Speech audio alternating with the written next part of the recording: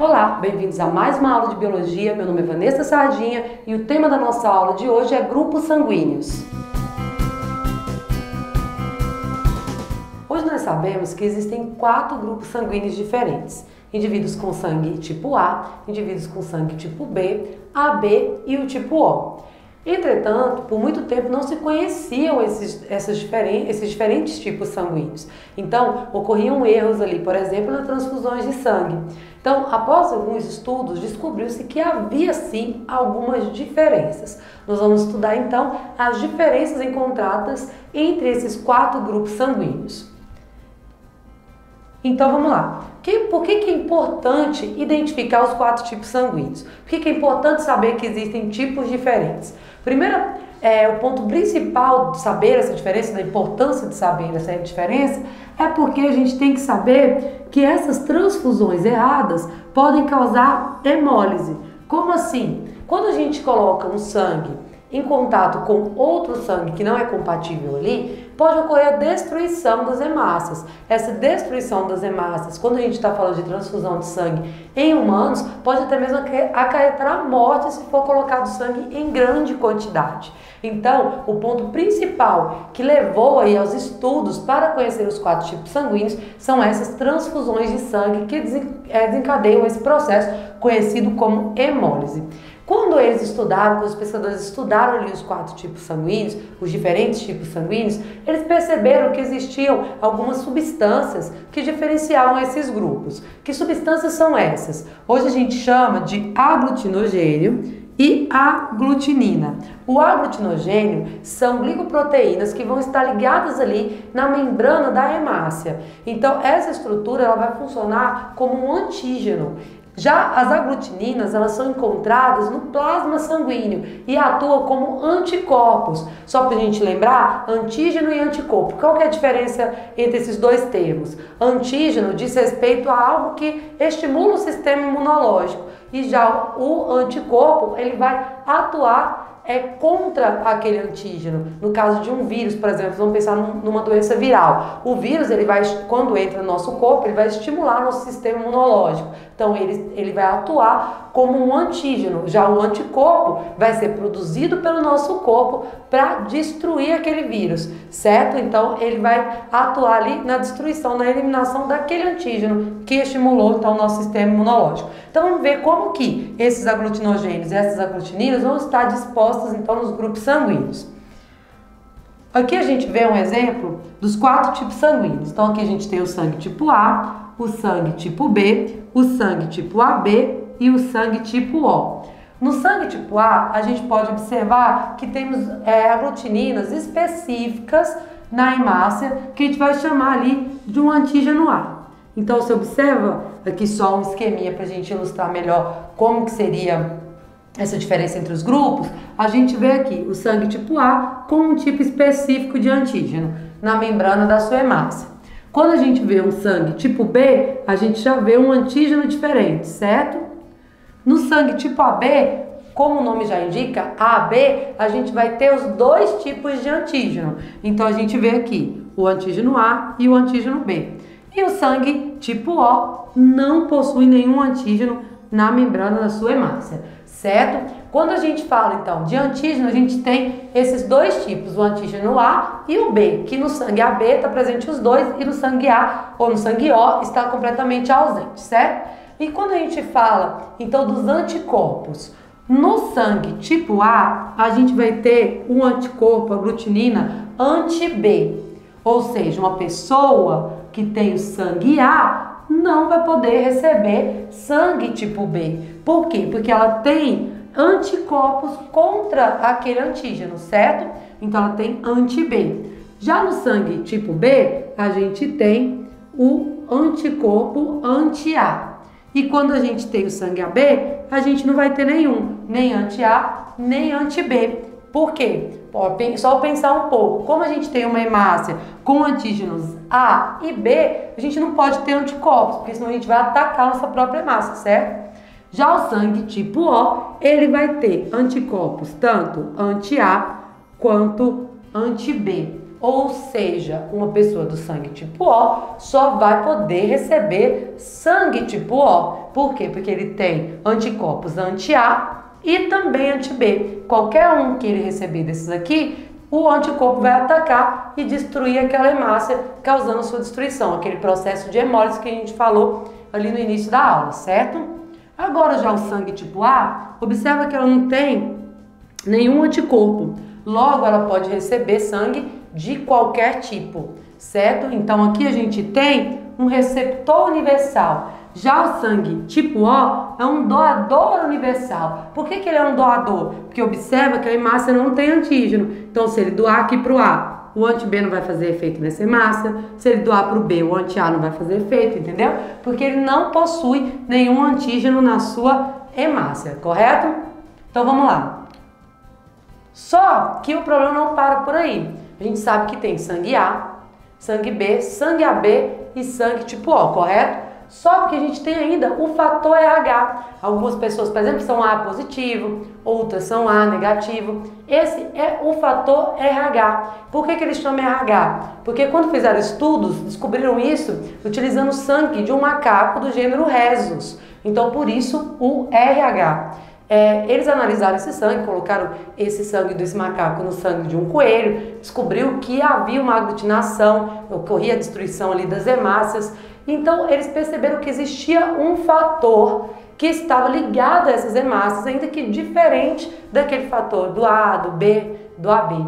Eles descobriram, então, chamaram esse fator de RH. A pessoa que tem esse fator é chamada de RH positivo, enquanto aquela pessoa que não tem esse RH é chamada de RH negativo, certo? Só que a gente tem um detalhe aí. A pessoa, quando a gente fala em anticorpos, a pessoa que é RH positivo, ela pode receber, por exemplo, um sangue negativo, porque a pessoa não tem nada naquela hemácia, não tem um antígeno na hemácia, então não vai causar nenhuma produção ali de anticorpos. Já a pessoa RH negativo, ela não pode receber sangue positivo. Por quê? Porque vai ocorrer, então, a produção de anti-RH, de um anticorpo que vai atacar esse RH, certo? Entretanto, a gente não tem normalmente, quando a gente é negativo, a gente não vai ter esse anticorpo ali produzido já desde o início da nossa vida. Não, ele vai começar, esse anticorpo anti-RH só vai ser produzido se a gente tiver uma sensibilização. Ou seja, vamos supor que eu tenho o sangue RH negativo e eu recebi o sangue RH positivo. Então, meu corpo irá produzir anticorpos anti-RH, certo? Quando a gente fala em RH negativo e RH positivo, é importante a gente lembrar da eritroblastose fetal, um problema que atinge mulheres que têm RH negativo. Vamos supor uma mulher, então ela é negativa, ela tem um filho, ela engravida de alguém que é positivo e seu filho é positivo. No final da gestação, da primeira gestação, vamos pensar desde o início, ela pode ter o contato ali com o sangue da criança e isso vai causar a produção de anticorpos anti-RH no corpo daquela mulher, certo? Como é um processo lento, essa primeira criança não vai ter nenhum problema. Entretanto, numa segunda gestação, em que também seja RH positivo, o nosso corpo, o corpo da mulher já vai estar preparado com anticorpos para atacar aquele feto. Então, naquele caso, pode ocorrer desenvolver a eritroblastose fetal, que desencadeia ali em processos de anemias graves, certo? Só que isso pode ser solucionado utilizando, logo depois do primeiro filho, tendo o acompanhamento, colocando uma injeção para evitar a produção desses anticorpos, certo? Só que isso tudo pode ser solucionado fácil, fazendo um pré-natal adequado. Então esse é o caso da eritroblastose fetal, que é o problema maior aí quando a gente fala de fator RH. Aqui agora a gente tem um quadro com todos os tipos sanguíneos, doadores e receptores. Então vamos lá, a gente já viu que uma pessoa positiva, ela pode receber sangue de pessoas negativas e positivas. Então aqui a gente vai ver isso nesse quadrinho. E também vamos falar um pouco dos tipos sanguíneos. Então vamos aqui. Primeira coisa, uma pessoa é AB. Ela recebe, aqui temos os receptores e aqui os doadores. Uma pessoa que é AB, ela pode receber sangue. Lembra que a gente falou que ela era receptor universal, não é? O AB ele é receptor universal, então ele pode receber sangue de todo mundo, só que ele é positivo, ó. O positivo também pode receber de todo mundo, então observa que ele pode receber sangue da galera toda aqui. No caso do negativo, o AB é receptor universal, mas como ele é negativo, ele só vai poder receber dos indivíduos RH negativo, certo? Se ele recebesse do positivo, ia ter a produção daqueles anticorpos, correto? Aqui a gente vê um caso, então, do sangue tipo A. Uma pessoa do sangue tipo A, ela pode receber sangue A, ou então ela pode receber sangue O, correto? Então a gente tem aqui, ela é positivo. Então, se é positivo, ela pode receber tanto O negativo como O positivo. No caso do A também, A positivo e A negativo. Se fosse uma pessoa A negativa, ela só pode receber, então, RH negativo. Então, a gente vê aqui, no caso, ela recebendo só de O e de A. O mesmo acontece com B, só O e B. Se for negativo, só O e B negativo. E no caso do O, só recebe do O. Se for positivo, pode receber do negativo ou do positivo. E se for O negativo, só pode receber, então, do O negativo. Observe, então, que a gente tem um receptor universal e o O negativo aqui como sendo o doador universal, certo? Só para a gente lembrar mais uma vez, quando a gente fala de sangue, por exemplo, sangue A, por que que a gente não pode receber um sangue tipo B? Porque a gente possui no plasma anticorpos anti-B. O A, então, possui anticorpos anti-B, destruiriam, então, essa hemácia, certo? Então, aqui é um quadro com as possíveis doações no sistema ABO. Vamos lá, o sistema ABO, ele também tem seus fatores genéticos, certo? Ele é determinado por genes específicos. No caso, o sistema ABO aí, a gente vai ter 3 alelos determinando essa característica. Isso significa, então, que a gente tem um caso de alelos múltiplos ou polialelia. Por que é alelos múltiplos ou polialelia? Porque normalmente uma característica é determinada por 2 genes, né? Por 2 alelos. Então, aqui a gente tem 3 alelos determinando a mesma característica. Nesse caso, ó, cada alelo vai codificar uma enzima que adiciona um carboidrato específico à hemácia. O que é isso? É aquela aglutinina que vai estar lá, o aglutinogênio que vai estar lá na hemácia, perdão.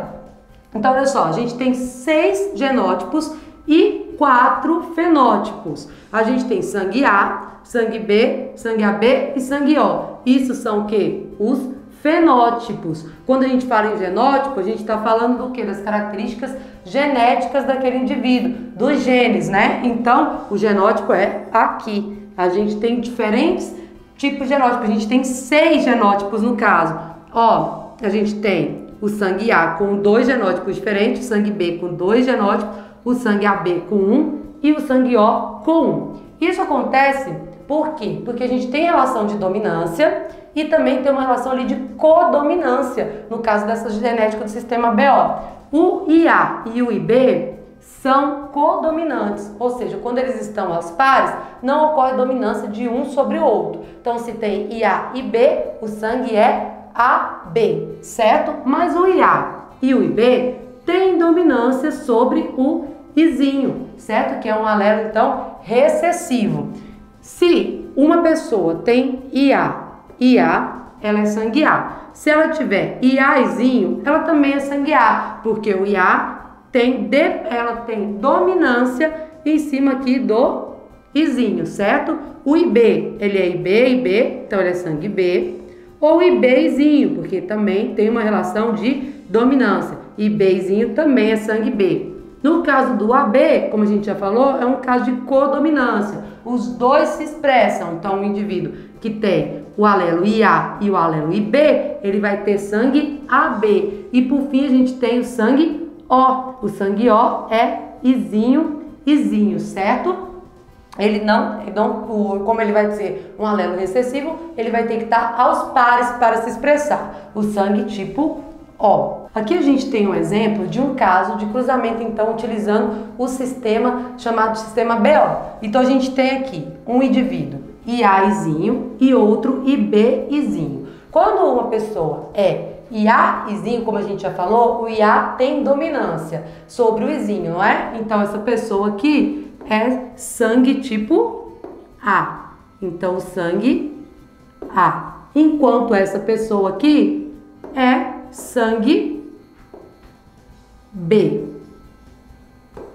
Correto? Então, para a gente fazer um cruzamento, para ver as possíveis possibilidades aí de descendentes relacionando o tipo sanguíneo, como que a gente pode fazer? A gente só separa os alelos e faz o cruzamento bonitinho, usando o quadrinho. Então, a gente pode pôr aqui IA e o Izinho aqui, o IB e o Izinho aqui. Então, quais são então, os possíveis descendentes desse cruzamento? É só fazer, então, aqui a junção dos alelos. Então, aqui seria IA e B, IB, Izinho, IA, Izinho e Izinho, Izinho. Nesse cruzamento, então, a gente vê que pode ser 25% de chance de nascer um indivíduo AB, 25% de chance de nascer um indivíduo A, 25% de chance de nascer um indivíduo B e 25% de chance de nascer um indivíduo com sangue tipo O. Então a gente vê que aqui nesse caso a gente pode ter qualquer um aí dos fenótipos pode originar, certo? Desse cruzamento. Entretanto, em alguns casos a gente consegue até perceber se é possível ou não a gente ter descendente com aquele tipo de sangue. Por exemplo, duas pessoas do sangue tipo O, Izinho, Izinho, Izinho, Izinho, não podem ter um filho de sangue tipo AB ou B ou então até mesmo A. Por quê? Porque elas têm apenas esses alelos, o Izinho e o Izinho, esse alelo recessivo que determina o sangue tipo O, certo? Então, fazendo esses cruzamentos,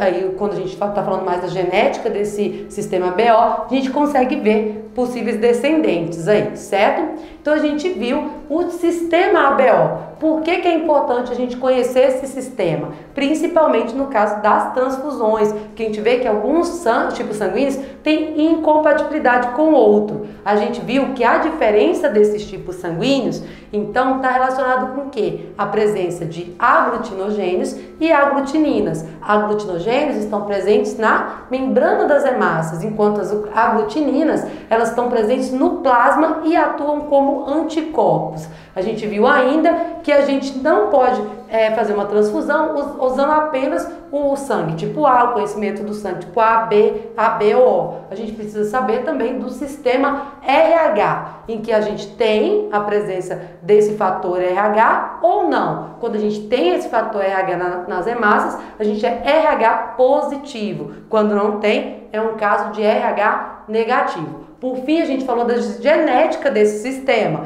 lembrando que é um caso de alelos múltiplos, porque a gente tem então 3 alelos para determinar a característica e que ocorrem relações de dominância e recessividade e ainda de codominância, que é o caso do sangue AB. Então essa foi a nossa aula de hoje, espero que tenham gostado e não esqueçam de curtir, compartilhar e se inscrever no nosso canal. Qualquer dúvida é só acessar os links que estão aqui na descrição do nosso vídeo. Até a próxima!